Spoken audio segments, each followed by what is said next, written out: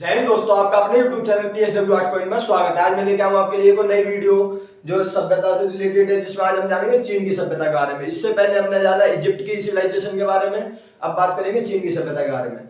तो सबसे पहले शुरुआत करें, अगर हम इसकी सभ्यता की शुरुआत कब होती है तो सिंकियांग एवं हांग हो नदी की घाटियों में चीन सभ्यता का उदय लगभग 7000 वर्ष पहले हुआ था। कहाँ पर? सिंकियांग एवं हांग हो नदी, ये जो नदी घाटी है, इनके बीच में चीनी सभ्यता का उदय हुआ था। कब? 7000 वर्ष पहले। अगर हम बात करें इसकी चीन सभ्यता की लिपि की, तो चीन सभ्यता की जो लिपि देखने को मिलती है हमारे को, वो कौन सी देखने को मिलती है? चित्र लिपि, जिसमें चित्रों के माध्यम से लिपि को समझाया जाता था। चित्र लिपि देखने को मिलती है।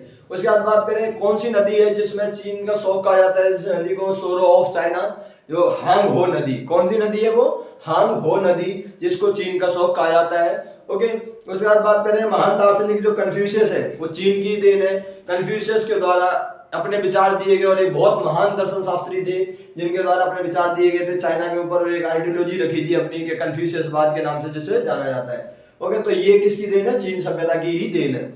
उसके बाद बात करें चीन के तांग युग को जो है काव्य युग के नाम से जाना जाता है। जो तांग युग था, वहां पर तांग युग का जो कार्यकाल था, टाइम पीरियड, उसको किस नाम से जानता है? काव्य युग के। उसमें अनेक रचनाएं हुई थी, अनेक पत्रिकाएं लिखी गई थी। ओके, तो उसे हम काव्य युग के नाम से जानते हैं। उसके बाद बात करें चीनी शासक जो है शी हुआंगती।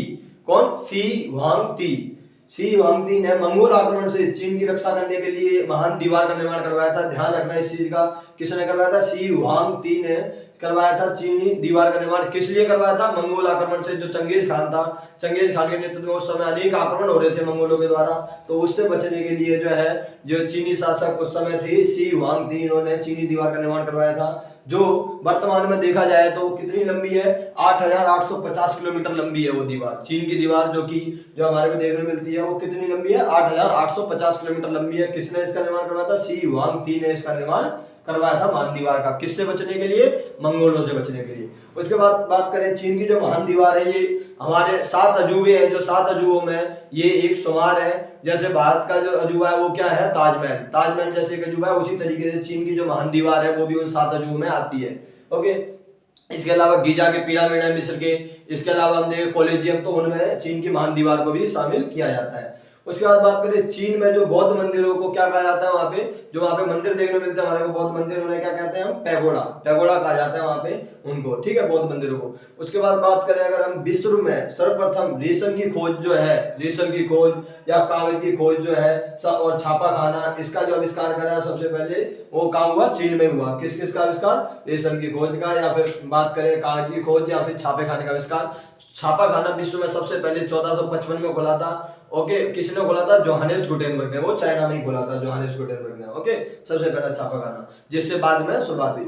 उसके बाद बात करें विश्व में सर्वप्रथम गोला बारूद का प्रयोग कहाँ पे शुरू हुआ? वो भी चीन में हुआ। चीन में इसका सबसे पहले प्रयोग हुआ गोला बारूद का। उसके बाद बात करें कैलेंडर की, जो हम देखते हैं लीप ईयर जो देखने को मिलता है हमारे को, 365.25 दिन के जो एक वर्ष है, इसकी घटना सबसे पहले कहाँ पे हुई? चीन में ही हमारे को देखने को मिलती है। इसकी घटना सबसे पहले चीन में ही होती है, 365.25 दिन का एक वर्ष। उसके बाद बात करें पतंगबाजी, जो आज पतंगबाजी इतनी दुनिया भर में प्रसिद्ध है, ये किसकी देन है? ये चीन की सभ्यता की ही देन है। यहाँ पे इसको सबसे पहले देखने को मिलता है। चीन देश ने हमारे को विश्व के लिए चाय, या फिर बात करें रेशम, पतंगबाजी, ताश खेलना, ये सारी चीजों से परिचित चाइना वाले लोगों ने ही करवाया, चीन देश ने ही करवाया। उससे आगे अब हम आगे देखते हैं। उससे आगे अगर हम देखें तो भूकंप का पता लगाने वाले यंत्र जो होता है, जिसे हम सिस्मोग्राफ कहते हैं, जिससे भूकंप का पता लगाया जाता है, और कुतुबनुमा दिशा सूचक मतलब कंपास जो होती है, इसका जो आविष्कार है वो किसकी देन है? चीन की ही देन है। ओके, भूकंप का पता लगाने वाले सिस्मोग्राफ की जैसे हम कहते हैं, जिससे भूकंप का पता लगाया जाता है, और साथ ही साथ जो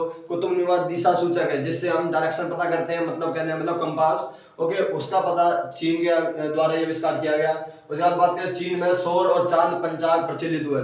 जो चंद्रमा पर आधारित जो कैलेंडर है, और साथ ही साथ सूर्य पर आधारित जो कैलेंडर है, इसकी शुरुआत हमारे को चीन में देखने को मिलती है।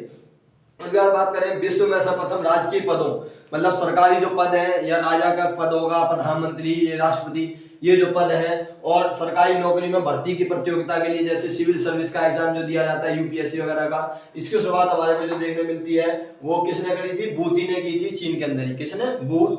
बूती ने इसकी शुरुआत की थी।